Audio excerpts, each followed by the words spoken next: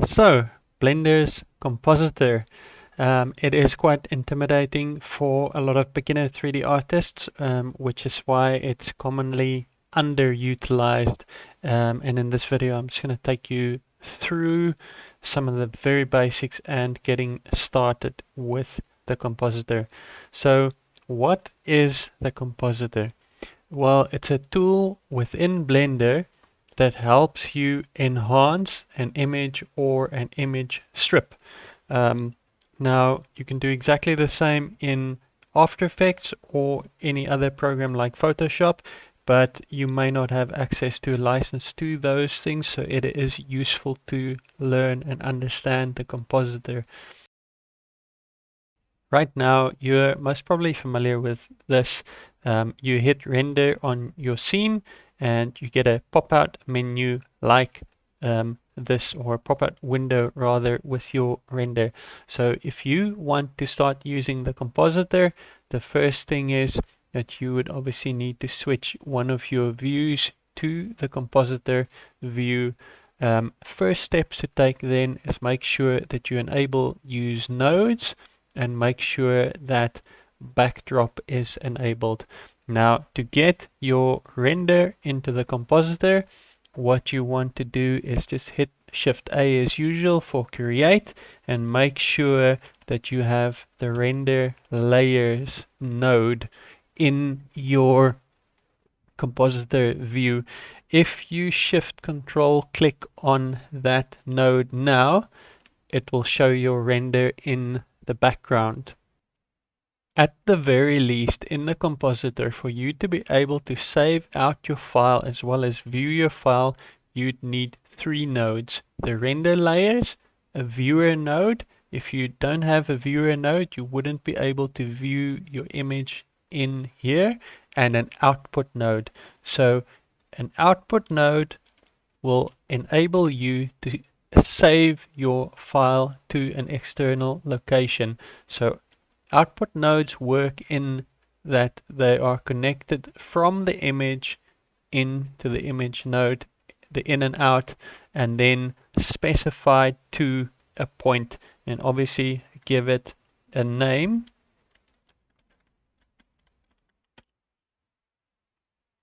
So if I hit render on this now, it'll output that file into that specific folder. And here it is in that folder. You can also output multiple passes. For this render, I activated the mist pass as well as the ambient occlusion pass. So you can copy this node and do exactly the same. Let's maybe give it a name and hook it up to the mist, and then I will want one for ambient occlusion as well. So hook up the out to the in on the file output, and let's call this AO. And now if I render, it'll give me a separate image for each of those in the output path. Let's check if they are indeed there. AO is there, and mist is there as well. Now, from a basic functionality or usability aspect, it is worth it just to take the following shortcuts that I'm going to share with you and commit them to memory. So number 1, control space. Whichever view you are in and you hit control space will enlarge that or full screen that view. So if I'm in this view and hit control space, this will go full screen. If I am in this view and hit control space, then that will go full screen. So control space for full screen. Next one is in the compositor view, the V on the keyboard zooms out your background image. Alt V will bring that in again. Middle mouse button and pan up will move your nodes, and notice the nodes move over the image without really affecting the image. Couple of things just from a navigation point of view, and let's jump into the 3D. I can show you how I created this image. It'll give you a very good idea of how to start. So make sure that you have downloaded the content in the description, and then let's kick that off. So at this point you've downloaded your scene, you've opened it, this is what you have. So obviously in order for us to assess what needs to change in the compositor, we need to run a render. And again, like I said, in order to run a render, hit Shift A, get a render layer node in there, and then get an output layer in there, and hook up the render layers image out to the file output image in node. That will give you the ability to just render. So you hit F12, run a render, and let's see what happens.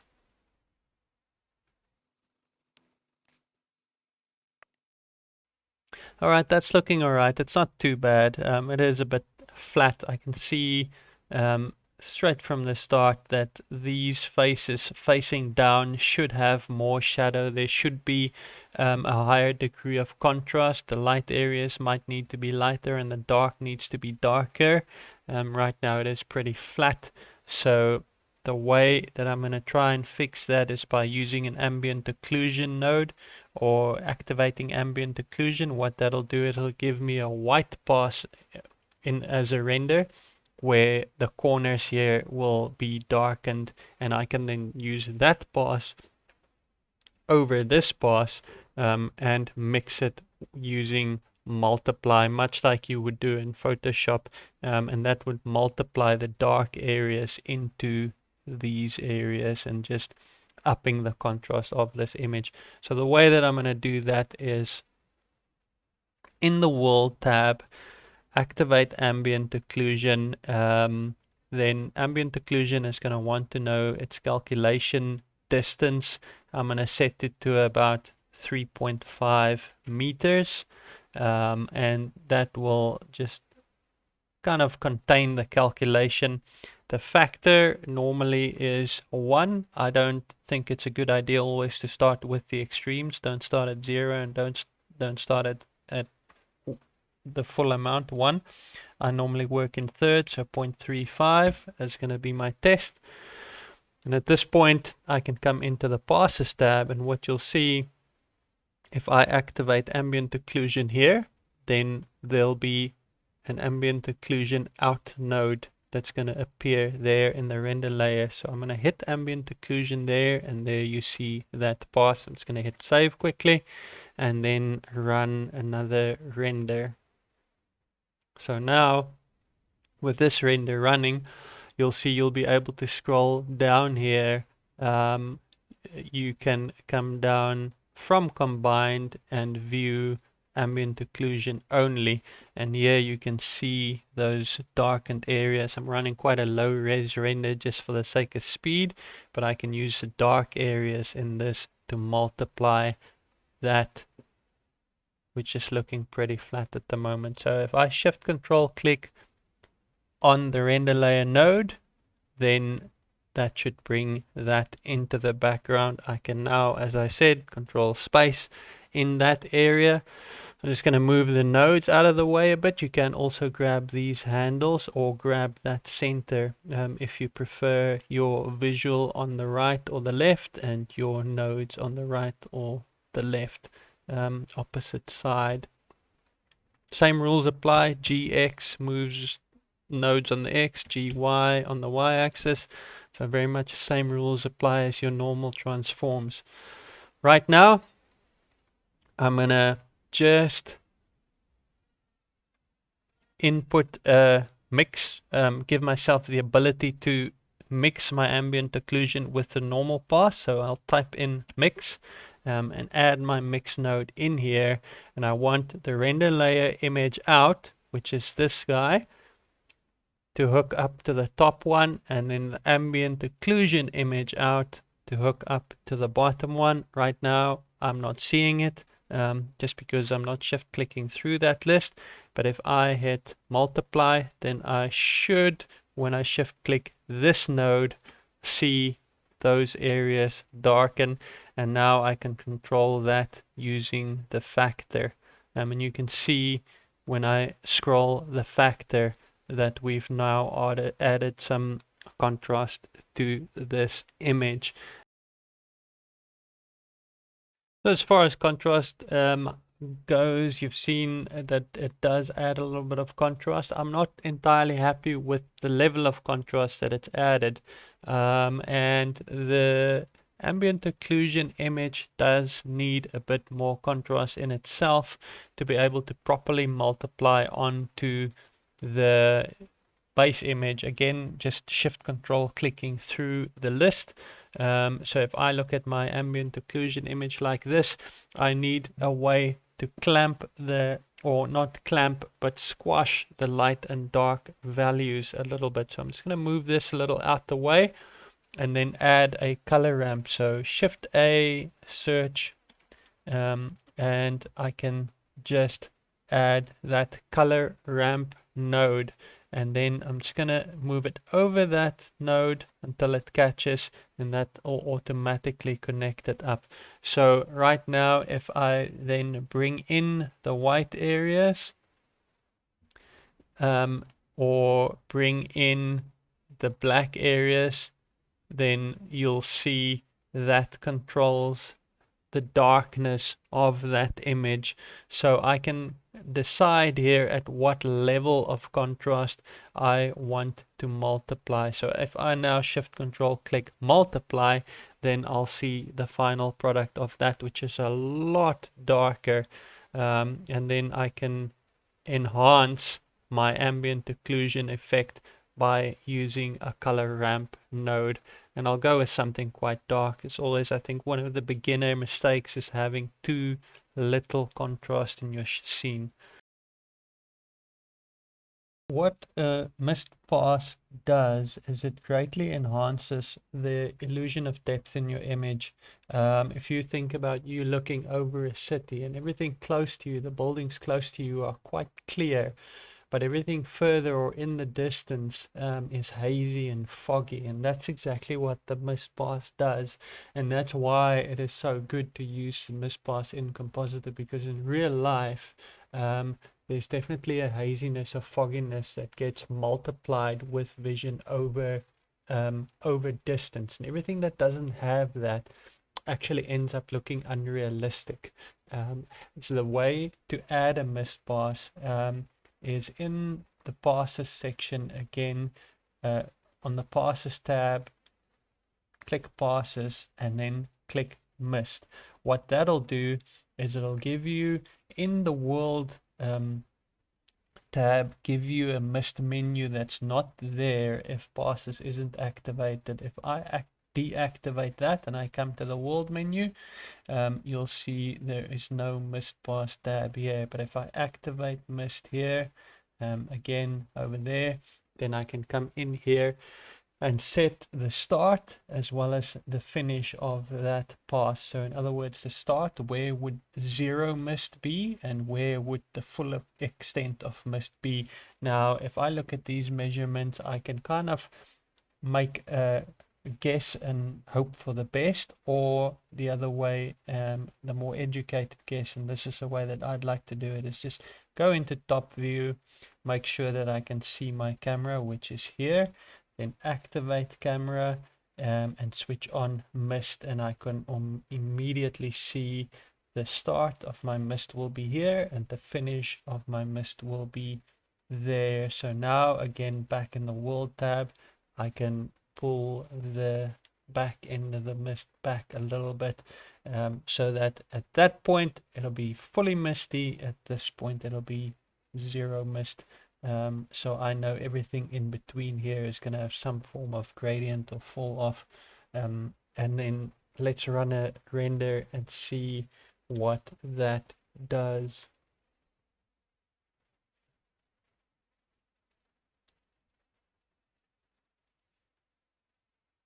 Now again, I am looking at the combined passes here. So what I can do here is just scroll down and click mist, and that'll give me the mist pass in my image.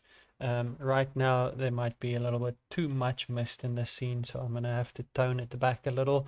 I'm just gonna go into the top view again, and just scroll that back pass all the way back again, and see if my forward area is a little bit more clear. I ideally want the areas close to the camera to not have that much mist, and the areas right at the back to have quite a bit of mist.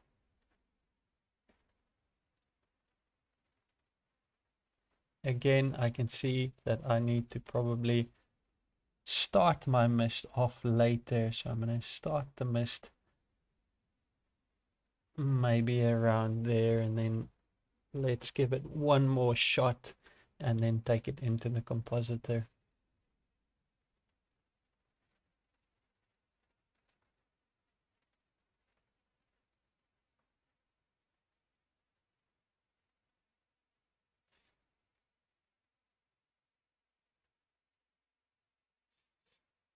Yeah, that's much better. I can see in the foreground on the alpha here, no mist in the foreground, and then your mist starts accumulating towards the background. Now you can obviously see there's a lot of grain in this image. I don't believe in working at full res. It's probably one of the biggest time wasters for artists. You can work at a very low res until you've got your final comp in terms of look and feel correct, and at that point, when you do your final render, you do that at full resolution. Never do your test renders at full resolution. It'll just absolutely destroy your time. It's time to put this mist pass into the compositor, and you'll notice that we do have a mist node here, an image out. What we're essentially aiming for is to take the combined node here, the combined effects of the flat image with the ambient occlusion multiplied over it, and take that and combine it with the mist. And the way to do that is take the end result of this action and tie another mix into that loop, and into this mix I would plug the end result of this action into that, and then take the mist and mix that into this action as well. So now I've got the end result of those two combined with the mist, and if I shift control click this, it's going to give me the result as it stands right now. I can also swap these nodes around, and you'll see if I scroll the factor, it'll combine that mist into the pass.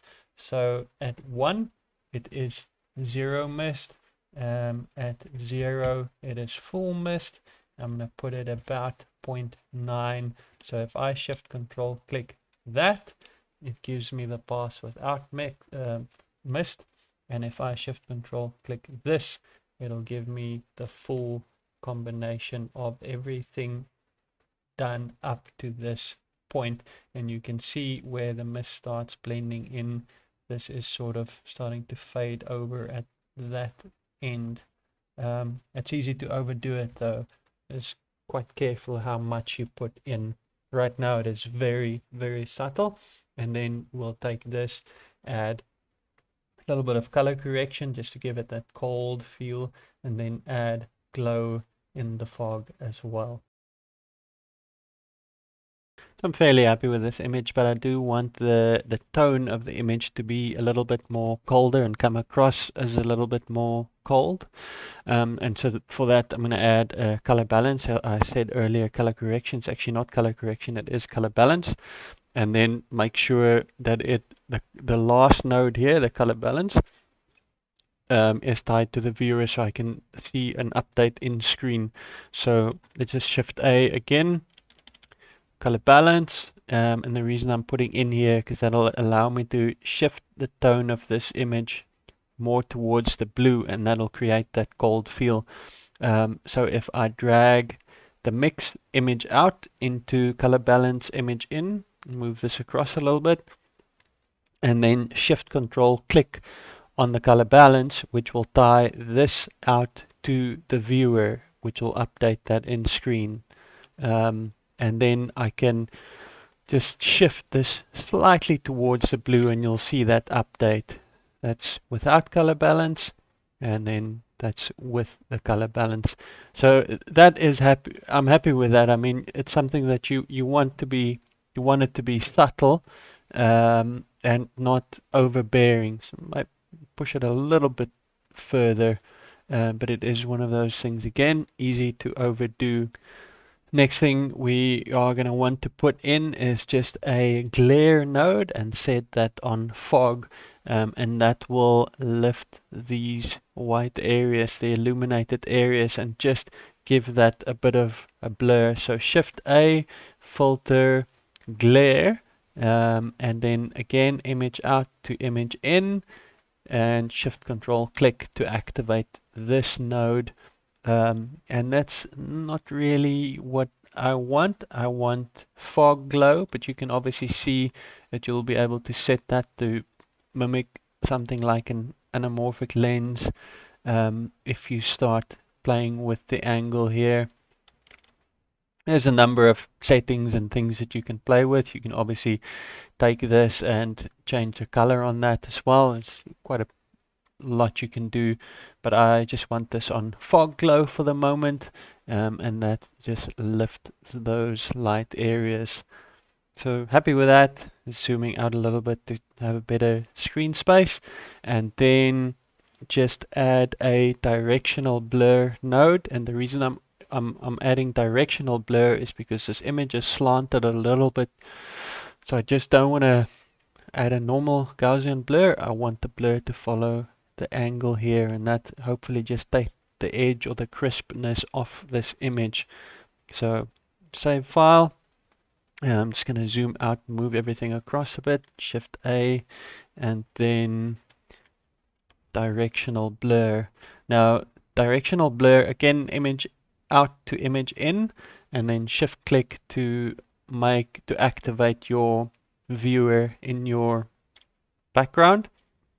This is one of those nodes that is, I want to say, hypersensitive, so go easy on your input settings. I'm going to start off low by 0.005. Let's keep it quite low. See, that is a little bit too much already. Just hit it 3. A little bit too much. 2. Yeah, that's just taken the crisp off the image. Happy with that. And then there is a little bit of an angle going in here. It's probably, if I look at it, I'm gonna guess it's about 12 degrees, and that should just get the blur to follow that angle. Yeah, I can move my viewer over here. If you wanted to, you can add some lens distortion and other effects like that as well, but this would give you a very basic understanding of how to use the compositor, and how to multiply, add fog, add ambient occlusion, and use that to darken your image, add contrast, add color balance, add glare, add blur, and just very, very basic overview. If you did follow along to this point, thank you very much for that. I really do appreciate it. Let me know in the comments if you think I should do something different, or if you think that this was helpful.